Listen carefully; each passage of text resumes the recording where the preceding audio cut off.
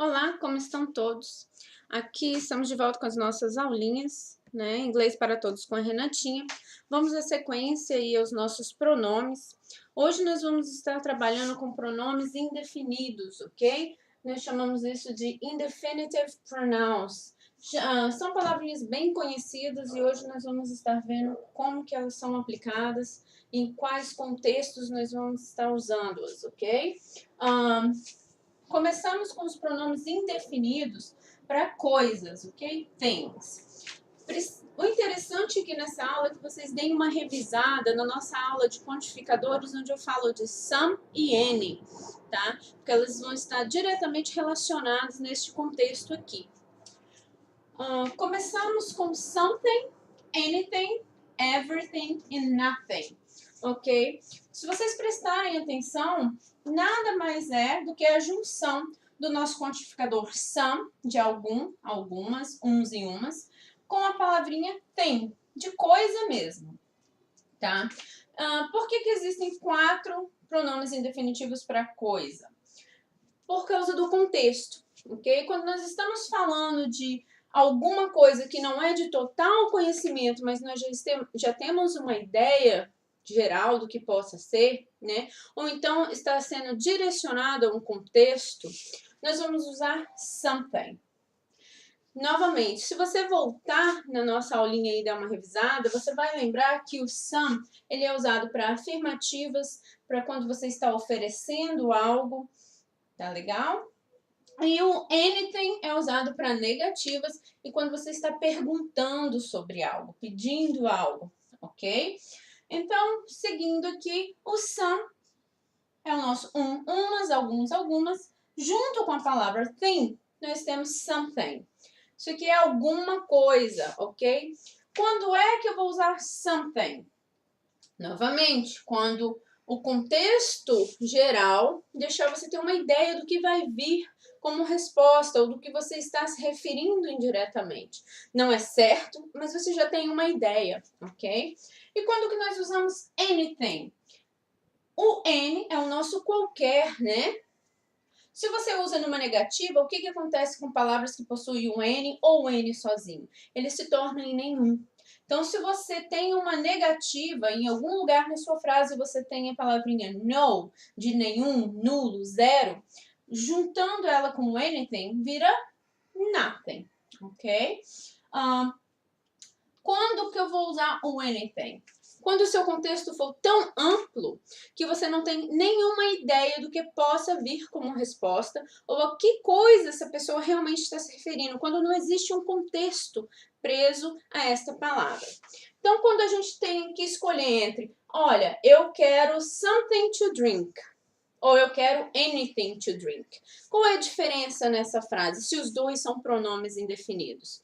Quando eu falo para você, I want something to drink, eu quero alguma coisa para beber, é alguma coisa dentro daquele contexto conhecido.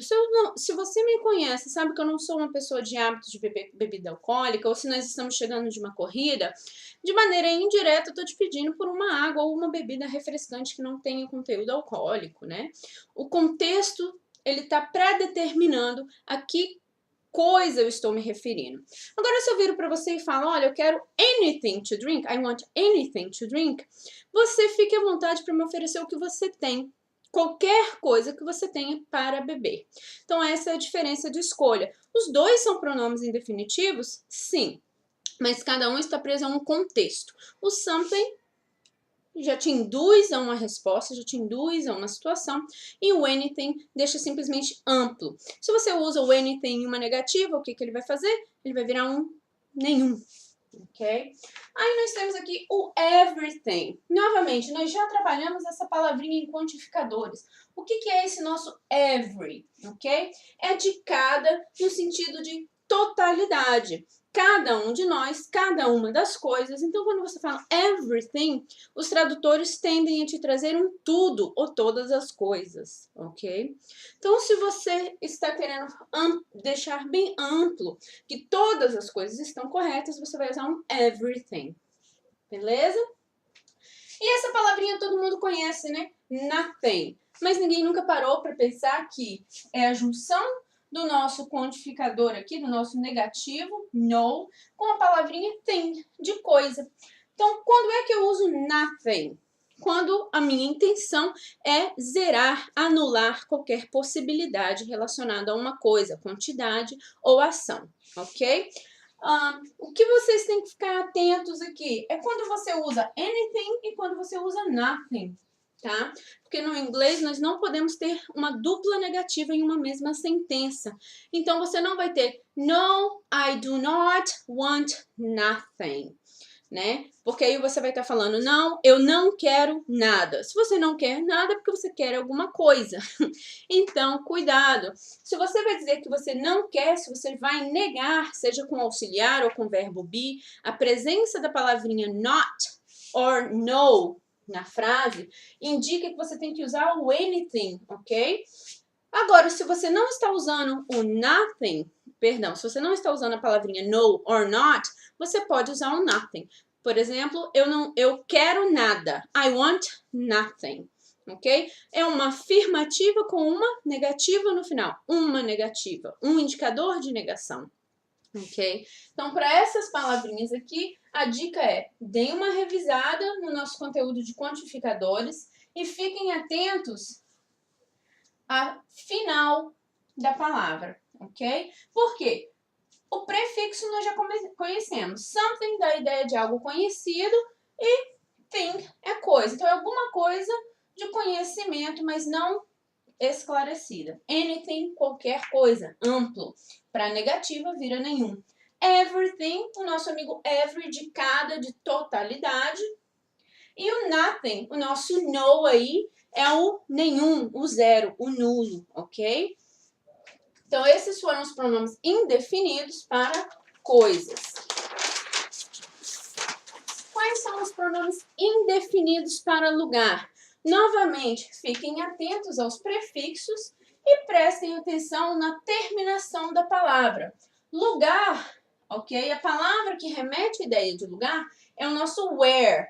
Então, aqui nós vamos ter somewhere, anywhere, everywhere e nowhere. Novamente, aquela combinaçãozinha de some, de algum lugar.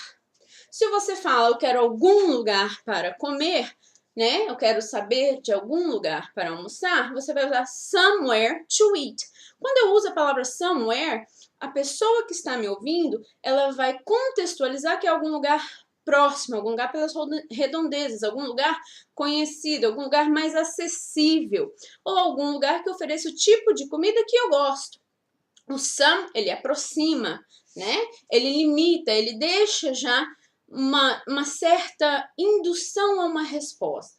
Quando eu falo para você anywhere, é qualquer lugar, ok? Aqui, a pessoa que está te escutando vai entender isso como uma coisa bem ampla. Então, olha, eu posso dormir em qualquer lugar, beleza? Anywhere. Posso dormir no chão, no sofá. Tô de visita aqui, não quero incomodar. Então, anywhere. É uma forma legal de usar esse pronome. O everywhere, novamente, o every aqui, com contexto de cada, de inclusão, de totalidade. Everywhere, de cada lugar, de todos os lugares, tá? Então, você pode falar, todos os lugares que eu visitei foram maravilhosos. Então, everywhere that I visited was wonderful. E o nowhere, novamente, temos o nosso prefixo no, de nenhum, de zero, de negativo aqui, né? A ideia de anular a possibilidade de qualquer lugar. Então, quando eu uso nowhere, é nenhum lugar, ok? Novamente, cuidado, você não usa nowhere com anywhere nesse sentido. Se eu quero falar lugar nenhum, eu vou usar o no, ok? Eu não fui em nenhum lugar. Então, I did not go anywhere. Agora, se você falar I go nowhere, o sentido da frase, ele vai ser próximo e os dois vão estar negando. Só que você não pode usar um no ou um not na mesma frase que você tem nowhere, porque nowhere já é uma negativa. Se você coloca uma outra palavra que indica negação, você está negando duplamente, você está cometendo um erro, ok? Então, se você nega, usa o anywhere. Se você quer negar com a palavra, é um nowhere. Beleza? Quem tiver dúvida com relação a isso, dá uma revisada na nossa aula de quantificadores, onde eu trabalhei esses prefixos separadamente. Nossos pronomes indefinidos para pessoas, ok? Se tratando aqui de people, pessoas, o que nós temos? Nós temos uma variação um pouquinho maior. Nós temos o someone, somebody, anyone, anybody, everyone, everybody, no one, nobody. São equivalentes, ok? Tem o mesmo peso. O que muda quando eu uso um someone ou um somebody? Se o prefixo é o mesmo, ok? O que mudou? A terminação. Quando eu escolho usar someone, o some ele já limita, já aproxima o meu campo de resposta ou a compreensão de quem está me escutando. Quando eu falo someone, é algum indivíduo. Eu reduzo, ok? O meu campo, eu reduzo de onde eu estou tirando essa alguma pessoa, esse algum indivíduo. Se eu falo somebody, é algum corpo qualquer, ele é mais amplo. Posso usar tanto um quanto o outro, ok? Mas se você tem que entender a aplicação, o someone ele sempre vai dar uma reduzida no seu campo. E o somebody é algum corpo, é alguém, mas é numa amostra muito maior, num campo muito maior, mais amplo. Quando eu falo anyone e anybody, novamente, né, o prefixo é o mesmo, é de qualquer um ou qualquer corpo, qualquer um indivíduo ou qualquer um ser aí. Novamente, aqui prevalece a ideia de qualquer, posso usar tanto um quanto o outro, mas se eu tenho que escolher o meu, vamos dar um exemplo bem prático. Eu peço a ajuda de qualquer um aluno, certo? Então eu falo anyone. Por quê? Porque é qualquer um aluno presente ali naquela sala. Agora, se eu vou me referir a qualquer um aluno que eu tenho em toda a faculdade, que qualquer um dos meus alunos pode estar vindo com uma sugestão, eu vou falar anybody. Ok?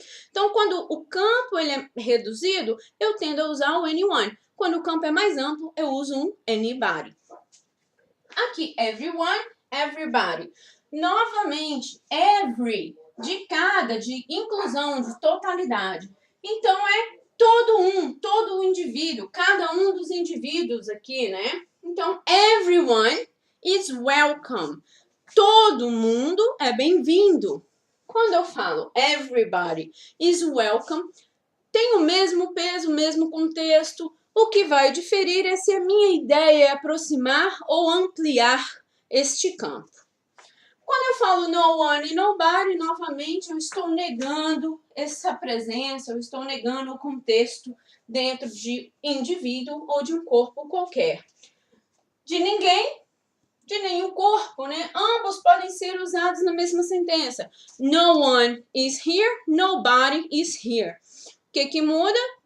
No one, eu meio que deixo no ar que eu esperava que certas pessoas estivessem aqui. Não fica claro, fica entre linhas, mas eu deixo explícito que existiria uma expectativa de algum grupo de pessoas específico. Se eu falo nobody, quer dizer que, né, ninguém está aqui, ninguém no geral, sem estar direcionando para o grupo esperado que deveria estar aqui, tá? Mas ambos, tanto someone, somebody, anyone or anybody, everyone and everybody, no one e nobody, tem o mesmo peso quando você tem que usar só um, ok? Eu posso usar somebody e someone. O que vai me fazer escolher um ou outro é a ideia que eu quero passar, aproximar ou distanciar, ok? Esse sujeito de mim e da resposta que eu quero receber. Aqui eu coloquei alguns exemplos, né? Para que a gente consiga visualizar melhor isso. I see something there. Quando eu falo eu vejo alguma coisa lá, ok? Esse something já correlaciona o que eu estou vendo lá com o contexto previamente mencionado, já deixa uma expectativa do que vai vir como resposta, como retorno para essa coisa que eu estou vendo lá. You eat anything. Você come qualquer coisa. Aqui sou eu, né, gente? Como pra caramba. Então, quando a gente fala, olha, you eat anything, quer dizer que a pessoa come até pedra, né? Ela come qualquer coisa. Quando eu falo she wants nothing, olha só o que eu falei com vocês. Eu estou negando com o meu pronome. O próprio pronome, ele vem com a negativa. Então, não vai ter negativa em nenhum outro lugar dessa frase. Ela quer nada. Ok? Você não vai falar she does not want nothing, porque isso é uma dupla negativa. O que eu iria dizer se eu colocasse um not aqui antes? Ela não quer nada. Se ela não quer nada, ela quer alguma coisa. Então, o contexto fica duvidoso. Então, eu nunca vou negar duas vezes. Se o meu próprio pronome já traz a negativa, gente, já traz um indicador nulo, ok? Eu não vou colocar no nem not em nenhum lugar dessa frase. Se eu falo para você, he is somewhere, ele está em algum lugar. Quando eu falo ele está em algum lugar, he is somewhere, ok? Fica subentendido que ele está em algum lugar próximo, em algum lugar de conhecimento, em algum lugar que mais cedo ou mais tarde ele vai ser encontrado. Agora, se eu falo he is anywhere, cara, ele pode estar em qualquer lugar do mundo, ok? Não necessariamente que eu vá encontrá-lo em qualquer lugar, totalmente desconhecido de contexto. Se eu falo they see someone there, eles veem algum indivíduo, eles veem alguém lá, ok? Esse someone, eles estão vendo alguma pessoa lá, estão vendo alguém lá, ok? É alguém dentro desse contexto, por eu usar o some, já aproxima, já deixa a pessoa esperando. Ele vai falar quem é, pode ser uma das pessoas que nós já conhecemos. Cria uma expectativa em cima de um contexto já previamente conhecido. Se eu estivesse falando he see, they see, anyone, eles podem ver qualquer pessoa lá. Você não sabe o que esperar como resposta. Então, é só para vocês já reforçarem essa ideia. Some sempre aproxima um contexto, deixa você já um pouco mais tranquilo do que vai vir como retorno. O N é uma total surpresa, ok? E quando eles falam, né? They do not see anyone there. É aquele exemplo que eu dei aqui em cima. Se eu já tenho uma negativa separada na minha frase, eu não posso usar um pronome que nega. Então, o que eu faço? Eu uso o N de qualquer.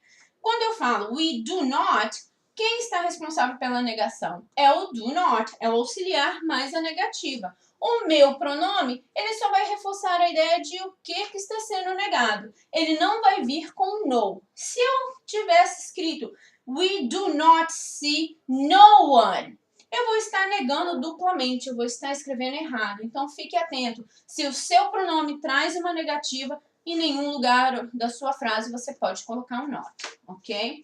Então, esses aqui são os pronomes indefinidos em inglês, para lugar, pessoas e coisas. Interessante que vocês tentem elaborar frases aí. O legal é, peguem aqueles substantivos que nós trabalhamos, singular, plural, artigo, contável, incontável, possessivos, ok? E agora, elaborem frases onde vocês vão aplicar esses pronomes junto com aquelas palavrinhas. Isso ajuda vocês no processo de memorização, de assimilação de contexto, tá? Para encerrar a nossa aulinha de hoje, eu vou colocar a nossa expression, né? Eu escolhi uma bem curtinha, bem fácil, já que a gente está voltando aí de um longo tempo sem aulas. Eu coloquei aqui whatever. Quem nunca escutou essa palavrinha, essa expressão, né? Whatever nada mais é do que a junção do what, de o que, para coisa, com ever, de sempre, né? Então, quando você traduz ela sozinha, não faz muito sentido. Por isso que nós chamamos de expressão, porque ela foge do sentido literal e ela se aplica num sentido contextual. Quando alguém fala para você whatever, ele está falando nada mais que seja, tanto faz. Então é por isso que a gente vê em minisséries aí muitos adolescentes falando whatever, dude. Quer dizer, tanto faz, que seja, eu estou indiferente a esta situação. Beleza? Quem tiver dúvida, tá aí embaixo do vídeo meu e-mail, o Face. Vocês podem estar entrando em contato. Se inscrevam no canal para receber os vídeos novos. Agora nós vamos voltar com aquela nossa dinâmica de tentar toda semana colocar uma videoaula. Fico feliz quando recebo sugestões de tópicos, mas eu gostaria de esclarecer que, como é um curso completo, eu venho seguindo o conteúdo de alfabetização. Então, peguei com vocês leis de singular e plural, ok? E estamos indo passo a passo para chegar a um ponto onde nós vamos conseguir estruturar frases e aí sim inserir certos contextos específicos, né? Nós não vamos só abordar o que é popular no inglês. É realmente uma didática de alfabetização. Então, é legal que vocês tenham paciência, se dediquem nesse começo, porque isso aqui é a sua estrutura básica, você tem que dominar, senão você sai falando nós vai. Não adianta nada você dominar expressões, contexto cultural, e na hora de elaborar uma frase, você solta um nós vai, porque você não estudou a questão da concordância de singular e plural, a ideia do verbo, a ideia dos quantificadores. Nós já vimos aí que se a palavra é incontável, não é qualquer quantificador que eu uso com ela. Dá uma revisada, mandem sugestões, se inscrevam no canal, curtam e compartilhem com os amigos que têm interesse e gostem do idioma, ok?